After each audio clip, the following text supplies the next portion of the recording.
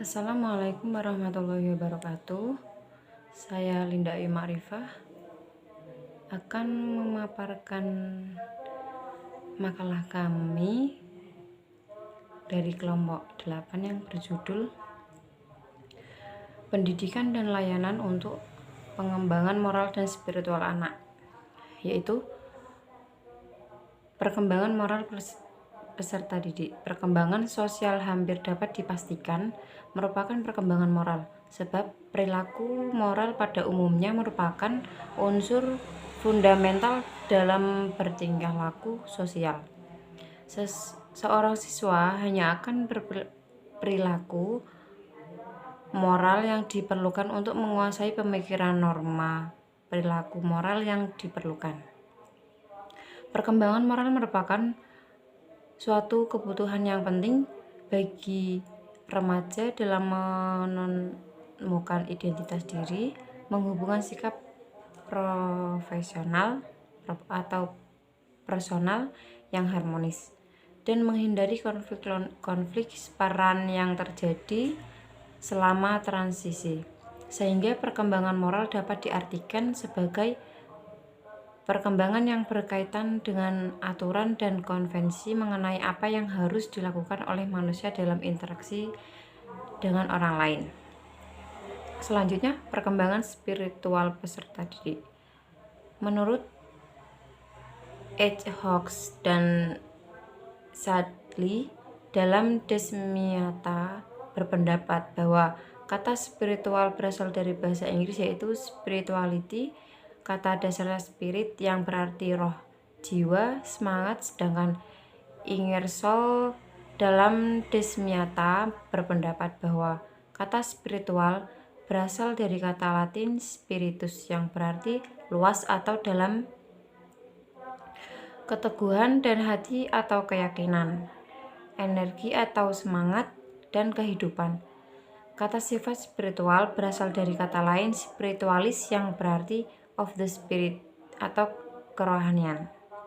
Menurut Aliyah dan Purwakanya, Hasan dalam Desmita menyatakan spiritualitas memiliki ruang lingkup dan makna pribadi yang luas. Dengan kata lain atau kata kunci sebagai berikut: A. Meaning atau makna, maka merupakan sesuatu yang signifikan dalam kehidupan manusia, merasakan situasi, memiliki dan mengarah pada suatu tujuan. B. Values atau nilai-nilai. Nilai-nilai adalah kepercayaan, standar etika yang dihargai. C.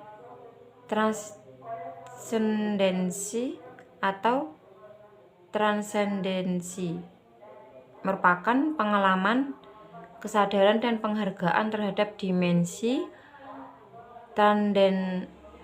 transendental bagi kehidupan di atas diri seseorang. D. Connecting atau bersambung. Bersambung adalah meningkatkan kesadaran terhadap hubungan dengan diri sendiri, orang lain, Tuhan, dan alam. E.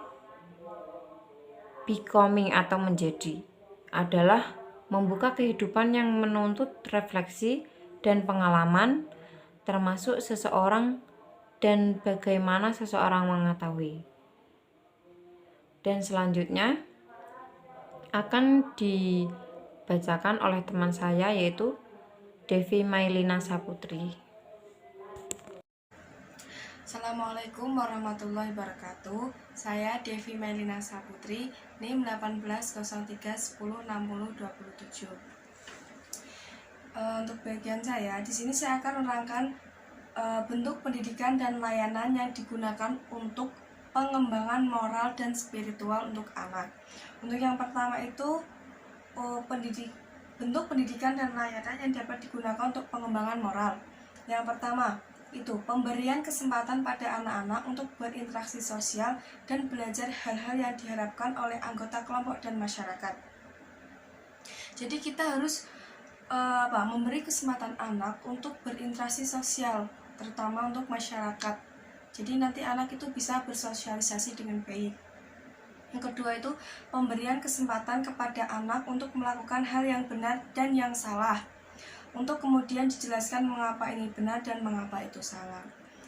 Jadi kita tidak perlu melarang anak untuk melakukan hal-hal yang baru untuk dia.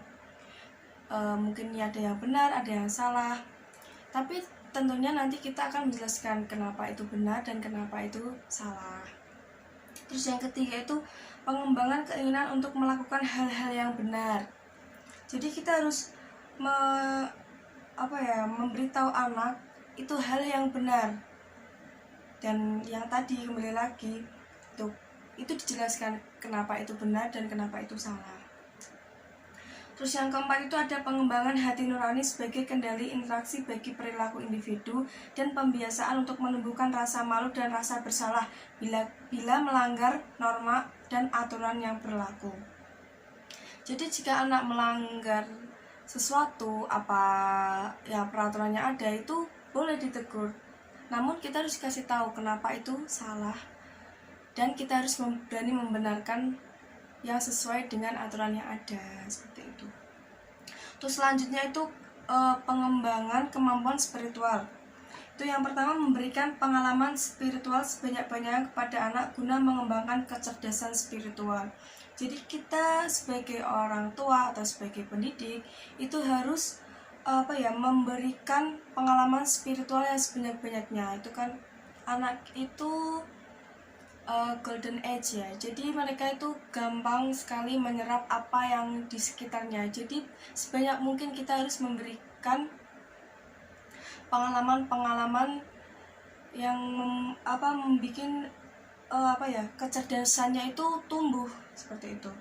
Yang kedua itu menciptakan lingkungan yang positif dan kondusif bagi pengembangan spiritual anak. Nah itu ruang lingkupnya itu juga harus positif. Jangan sampai anak itu merasa bosan, merasa terganggu, gimana. Itu harus kondusif juga. Yang ketiga itu membimbing dan melatih anak untuk mengembangkan kecerdasan spiritual. Selain kita membenarkan, kita harus juga membimbing anak tersebut supaya melakukan hal-hal yang baik, apa yang harus dilakukan, apa yang harus tidak dilakukan, seperti itu. Terus yang keempat, mengenalkan anak pada agama, Tuhan, dan nilai-nilai spiritual secara bahasa dan sikap. Jadi kita tidak bisa memperkenalkan tanpa tindakan, tanpa hanya omongan, itu tidak bisa. Kita harus mencontohkan pada anak. Jadi nanti anak itu bisa mencernanya dengan baik. Yang kelima, mengantisipasi dan menghindari hal-hal yang dapat merugikan pengembangan spiritual anak. Itu harus dihindari.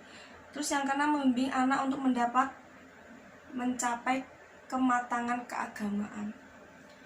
Jadi kita sebagai pendidik harus mengontrol penuh, terutama ini ya orang tua, itu kan guru pertama untuk anak. Jadi memang kita kan juga calon-calon orang tua. Jadi kita harus membimbing secara penuh dalam kematangan keagamaannya. Nih, dari pendidikan tadi itu ada pengaruh pendidikan bagi pengembangan moral. Nih, yang pertama moral dulu. Yang pertama itu anak memiliki kesempatan luas untuk berinteraksi sosial, belajar berbagai hal yang diharapkan oleh kelompok masyarakat.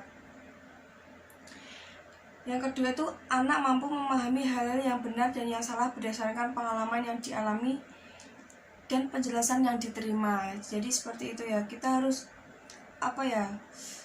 jangan sampai kita hanya menyuruh atau menegur saja. Kita harus berani mengarahkan dengan penuh yang baik, yang benar, seperti itu. Terus selanjutnya itu ada tumbuh keinginan dari dalam diri anak untuk melakukan hal-hal yang baik dan benar. Terus anak memiliki rasa malu dan bersalah bila melakukan hal yang melanggar norma aturan yang berlaku. Yang kelima tadi, anak memiliki hati nurani sebagai kendali internal bagi perilaku anak dalam sehari-hari. Jadi pengaruh positifnya itu sangat banyak sekali jika kita mengontrolnya dengan baik. Terus ini ada pengaruh pendidikan bagi pengembangan spiritual. yang tadi, anak memiliki pengalaman spiritual yang memadai sebagai landasan bagi pengembangan spiritual anak. Anak mengenal dan memahami nilai-nilai spiritual secara baik. Anak memiliki kematangan spiritual pada saat yang tepat. Jadi jangan sampai anak tumbuh tanpa memiliki perkembangan spiritualnya tuh rendah, itu jangan sampai terjadi seperti itu, karena anak itu mudah memahami ya tadi golden age. Jadi sebisa mungkin kita menanamkan hal-hal yang baik dan yang positif untuk perkembangan anak, baik moral maupun spiritual. Mungkin itu dari saya, terima kasih. Assalamualaikum warahmatullahi wabarakatuh.